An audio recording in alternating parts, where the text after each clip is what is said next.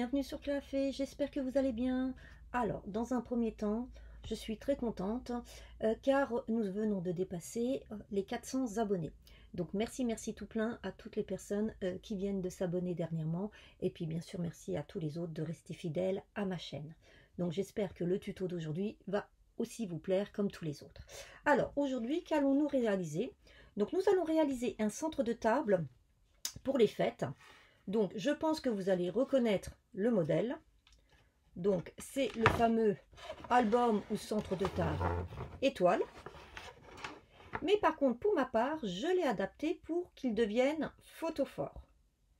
Donc, en fait, vous allez pouvoir y mettre en dessous une petite bougie LED et vous aurez un effet photophore. Alors, dans un premier temps, je vais éteindre la lumière pour que vous voyez en partie cet effet.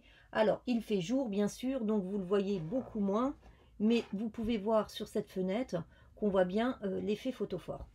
De plus, sur ce modèle, je suis venue faire un effet avec des ombres chinoises.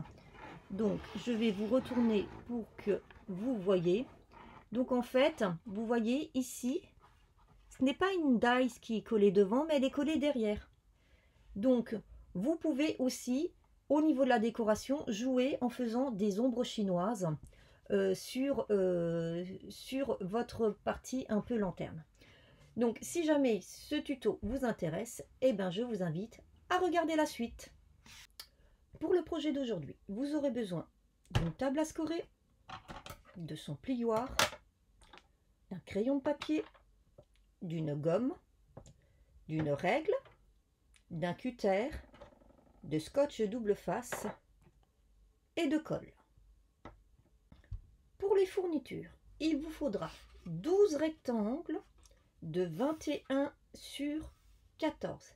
Alors pour ma part, là, j'ai pris 2 couleurs, mais vous pouvez en prendre une seule, de l'uni, de l'imprimé, en sachant que la moitié vont servir à faire le fond, et la moitié vont servir à faire les fenêtres devant. Donc, en fonction de comment vous voulez faire, vous choisissez vos papiers, mais il vous en faudra 12. Il vous faudra ensuite 6 morceaux de velin ou de calque, et les rectangles font 9 cm sur 12 cm. Ensuite, si vous avez fait comme moi, vous n'avez pris que du papier uni, il vous faudra pour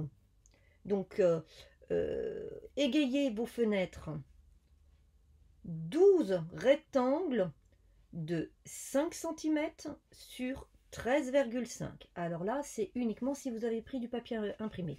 Donc là, moi, j'ai fait un mix et j'ai pris plusieurs types de papier. Donc voilà, j'en ai pris 4. Et enfin, pour la couverture avant et arrière, toujours pareil, si vous avez pris du papier uni, il vous faudra 2 rectangles de 10 cm sur 13,5. Pour terminer, il vous faudra au moins 40 cm de ruban pour pouvoir en fait nouer votre livre de façon à ce qu'il soit fermé ou ouvert. Donc comme d'habitude, notre première étape va consister à venir faire nos marques de pli. Alors, on va venir dans un premier temps choisir déjà 6 rectangles. Voilà, pour ma part, j'en ai pris 3 de chaque couleur. Et sur ces 6 morceaux, on va venir simplement faire un pli au milieu, c'est-à-dire à 10,5. Voilà, un pli au milieu. Et on fait ça pour les 6.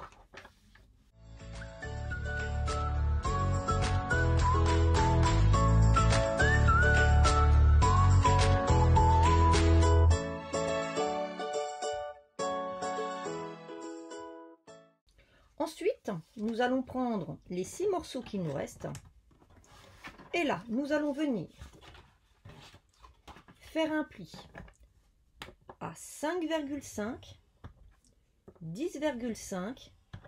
Ensuite, je vais retourner complètement pour refaire ici un pli à 5,5. Donc, je récapitule. Nous devons faire un pli à 5,5 à gauche, à droite, et un pli à 10,5 au milieu. et on réitère l'opération sur les autres morceaux.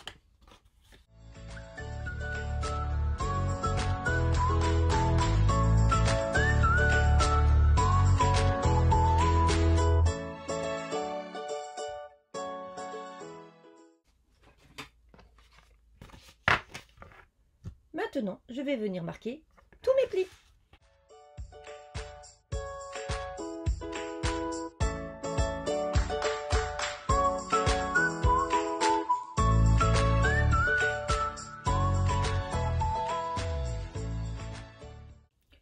Maintenant que j'ai marqué mes plis, je vais procéder à mes coupes. Alors, nous allons commencer dans un premier temps à travailler sur les morceaux que nous avons pliés uniquement en deux.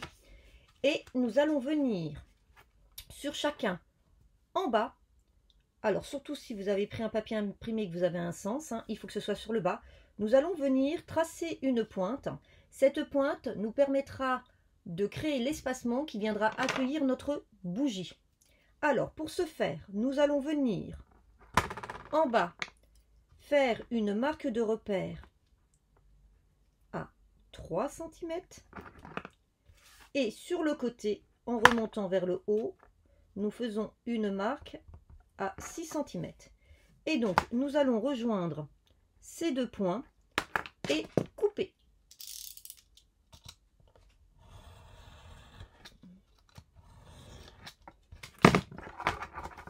Donc voici ce que nous obtenons. Et nous faisons la même chose sur les 5 autres morceaux.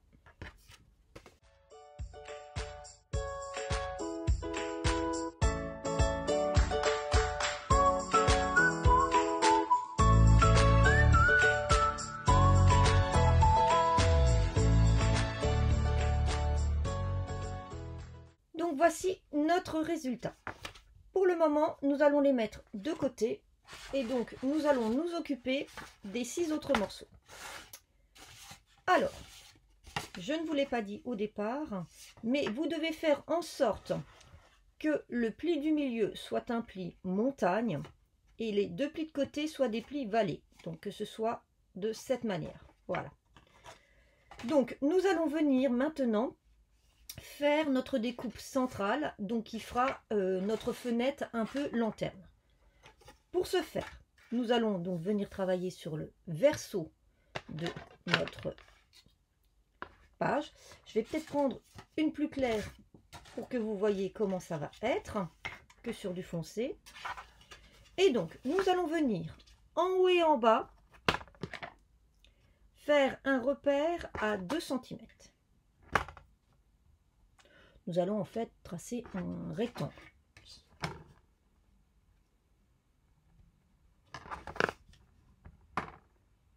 Voilà.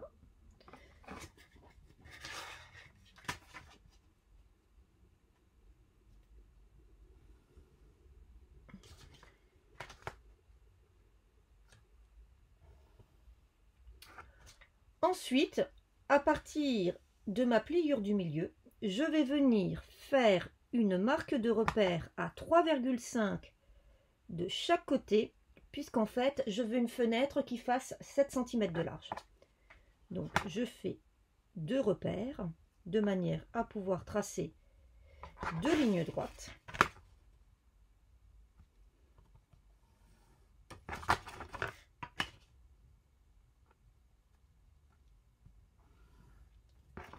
Et donc, vous le constatez, nous obtenons donc un rectangle que nous allons découper.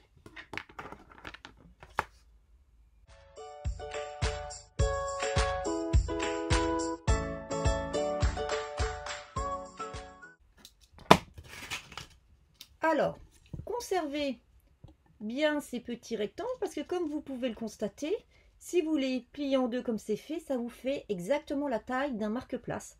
Donc vous pouvez vous en resservir pour faire des marque-places. Sinon, vous pouvez faire comme moi. Moi, j'y réutilise après pour faire des découpes avec ma machine de dies. Donc c'est des chutes qui peuvent me servir justement pour après faire la déco. Donc vous n'oubliez pas de gommer en faisant très attention, surtout dans les angles, de ne pas venir déchirer. Alors c'est très important de gommer parce que si vous ne le faites pas, lorsque l'on sera au-dessus, ça se verra par le dessus. Donc il faut absolument gommer. Donc voilà, je vais répéter cette opération sur les 5 autres morceaux, mais je vais le faire hors caméra pour que ce soit le moins long possible. Donc on se retrouve tout de suite après pour la prochaine étape. Donc voilà, nos 6 fenêtres sont prêtes. Maintenant, nous allons venir y poser notre velin ou papier calque, comme c'est dans mon cas. Alors c'est pareil comme tout à l'heure, je vais vous montrer pour une fenêtre et ensuite il faudra faire la même chose pour les 5 autres. Donc là pour une fois, je vais utiliser du double face parce que ça sera beaucoup plus pratique. Alors vous allez venir toujours pareil sur le verso, venir mettre du double face tout autour de la fenêtre.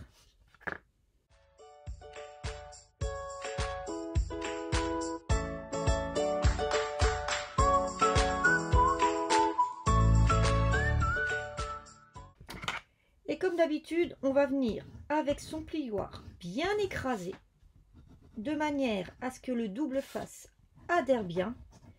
Et c'est ce qui permet aussi de bien décoller la pellicule. Donc vous voyez, lorsqu'on écrase bien, la pellicule, elle vient toute seule.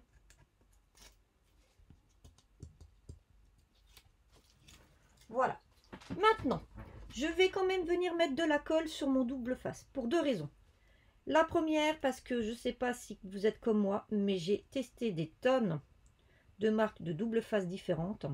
Et aussi bien des marques que l'on achète dans des magasins spécialisés dans le cartonnage que spécialisés dans le loisir créatif. Et j'ai toujours été un petit peu déçue. Je trouve qu'à la longue, ça se décolle. Donc au moins avec ma colle, je suis tranquille, je sais que ça va tenir. La deuxième chose, c'est que ça va vous faire une pellicule sur votre double face qui va permettre que si vous êtes mal positionné, vous allez pouvoir décoller et recoller. Alors que si vous mettez que du double face, eh ben, vous allez avoir des dégâts irréversibles. Donc je viens bien en haut, en bas, sur le côté à peu près, faire en sorte que ce soit aligné et centré. Et je viens comme d'habitude, avec mon plioir, donner un bon coup, de manière premièrement à chasser l'air et deuxièmement de bien aligner mon papier sur ma fenêtre. Et voilà le résultat. Et je procède à la même chose sur les 5 autres. Et comme tout à l'heure, je vais le faire hors caméra pour que ça aille plus vite. Et je vous retrouve juste après pour l'étape suivante. Donc voilà, mes 6 fenêtres sont prêtes. Maintenant, si comme moi, vous avez pris un papier uni, je vais venir un petit peu le rehausser pour lui donner un petit peu de peps, en venant mettre à gauche et à droite du papier imprimé. Donc là, on va utiliser tous nos morceaux de 5,5 sur 13,5. Donc, hop, je prends le premier que je vais faire. Et ensuite, comme tout à l'heure, je ferai les 5 autres hors caméra. Comme ça, ça permet à la vidéo de durer le moins longtemps possible. Et surtout, ce sont des étapes qui sont faciles à reproduire. Je pense que vous n'avez pas besoin de voir les 6. Donc, voilà.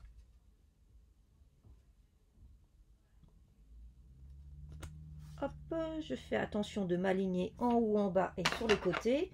Et comme d'habitude, toujours un coup de plioir pour faire comme pour le papier peint en maroufle.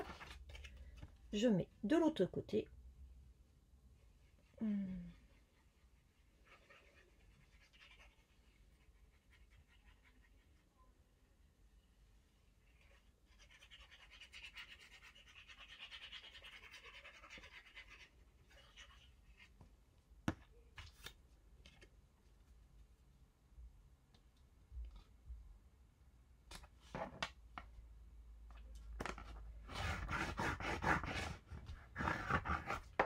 Et voici, Et une dernière chose, on va venir après plier tout ensemble comme ça, parce que comme on a pas mal travaillé à plat, on vient bien refaire à nouveau toutes nos marques de plis.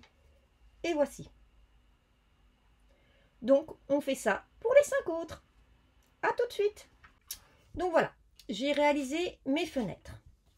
Je suis venue coller mes morceaux de papier à gauche et à droite. Donc maintenant, nous allons procéder à la dernière étape qui va être en 2 temps, c'est-à-dire le montage de notre étoile. Alors, avant, petite précision. Sur un modèle que j'ai fait ce qu'on appelle un effet d'ombre chinoise. Si vous souhaitez le faire, c'est maintenant, c'est-à-dire que je suis venue coller ici derrière des die cuts pour que quand il y a la petite lettre derrière, on a un effet d'ombre chinoise. Alors, je vais vous montrer ce que ça donne. Donc, pour ce faire, je vais éteindre cette lumière pour être un peu plus dans la pénombre. Et vous voyez, je ne suis pas dans le noir. Et vous allez voir tout de suite que ça fait cet effet d'ombre chinoise. Là, je n'ai pas de dies, hein. Mes dies sont à l'intérieur. Et vous voyez qu'avec la lumière, ça vient ressortir. Donc ça fait très joli aussi. Je ne vais pas le faire pour ce modèle, mais si vous souhaitez le faire, cette étape, c'est maintenant que vous devez la faire. Alors, petit conseil. Je remets la lumière. Voilà. Petit conseil. Si vous voulez coller des dies à l'intérieur pour faire cet effet ombre chinoise, attention, vous ne collez que sur cette partie pleine. Vous ne mettez absolument pas de colle sur votre dies côté calque, parce qu'autrement ça va faire ça. On va voir tout votre colle et ça va faire moche. Et la colle, même en séchant, elle continuera à se voir. Donc surtout pas, vous ne collez que la partie ici. Voilà, donc ça c'était une petite précision. Donc maintenant, qu'est-ce qu'on va faire? On va venir prendre nos morceaux que nous avons donc coupés avec notre triangle et on va venir y fixer donc nos fenêtres en collant à gauche et à droite et surtout en faisant attention que notre pointe soit en bas. Donc si on a des motifs qui ont un décor comme celui-ci, que les motifs soient dans le beau sens. Donc, par contre, petit conseil, coller en 2 temps. C'est-à-dire coller déjà un côté, puis coller l'autre. Ne mettez pas de la colle tout de suite sur les 2 côtés, ça va être galère. Je l'ai fait pour un, j'ai vite arrêté.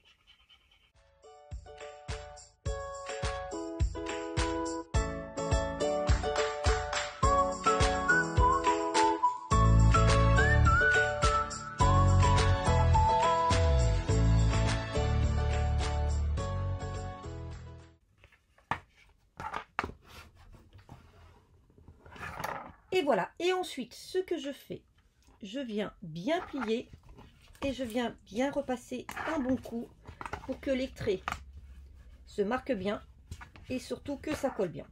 Et voici donc ce que j'obtiens. Donc je procède à la même chose pour les 5 autres morceaux et je reviens vers vous. Voilà, mes 6 morceaux de structure sont réalisés. Maintenant, nous allons venir les coller les uns sur les autres. Alors, moi, je vais venir en alternant les noirs et les beiges, mais aussi, lorsque j'ai fait mon petit montage, à des moments, vous voyez, j'ai alterné, j'ai pas mis à gauche et à droite la même chose. Donc, je vais jouer avec ça. Donc, dans un premier temps, je vais coller les 2 premiers pour vous montrer comment ça se passe. Et ensuite, toujours pareil, je viendrai coller hors caméra les autres morceaux. Alors, c'est très simple. On va venir coller l'un sur l'autre en s'alignant bien en haut, en bas, à gauche et à droite, 2 morceaux. Donc, on met de la colle.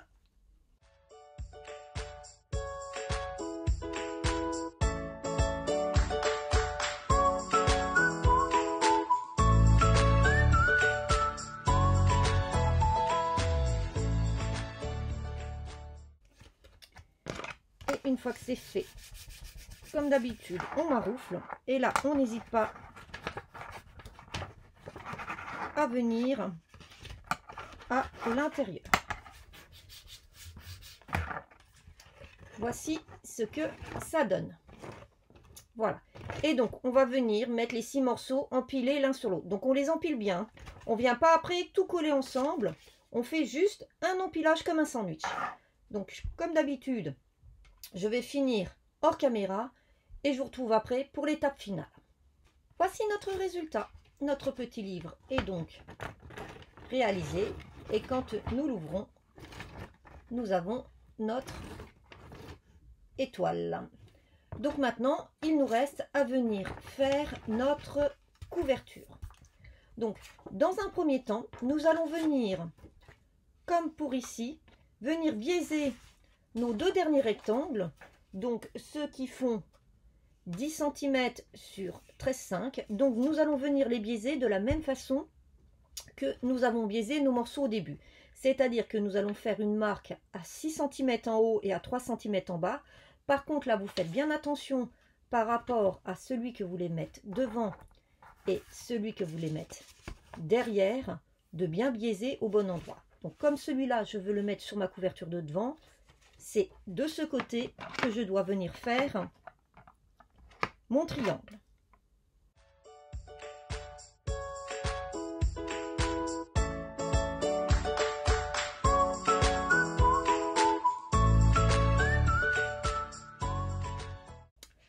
Donc voilà, maintenant, avant de venir coller nos 2 couvertures, on va venir fixer notre ruban. Alors, il vous faut environ 2 morceaux de 20 cm. Et pour ma part, je vais venir les coller à peu près au milieu, donc à 7 cm. Alors, vous savez, hein, vous ne faites pas votre repère trop près du bord, puisqu'on fait un matage pour pas que votre morceau, votre trait de repère se voit, vous le faites beaucoup plus loin. Et donc, je vais venir mettre un petit peu de colle. Ensuite, un morceau de double face. Alors, pourquoi je mets de la colle avant? Parce que, comme on tire quand même un peu sur nos rubans, il vaut mieux que notre double face tienne vraiment bien. Donc, je préfère mettre en dessous de la colle et je remettrai ensuite au-dessus. Donc, je fais ici et ici.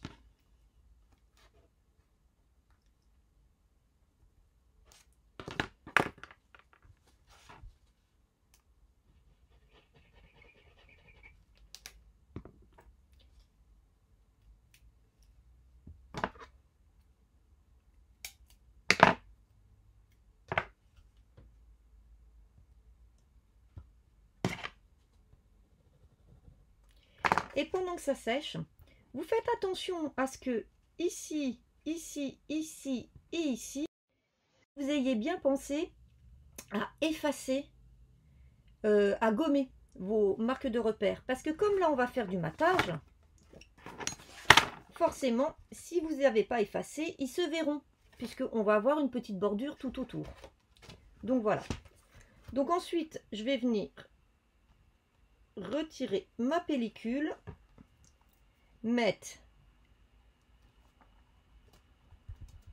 mon morceau de ruban, donc en allant vers l'extérieur, et je vais remettre avant, je vais remettre avant de la colle pour que ça tienne bien. Voilà. Et je fais la même chose de l'autre côté une fois que c'est bien sec de ce côté. Donc maintenant que mes 2 rubans sont collés, je vais pouvoir venir coller ma couverture.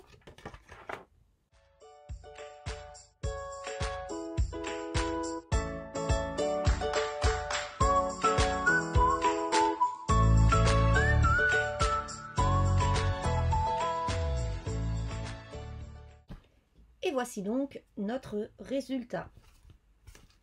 Donc fermé.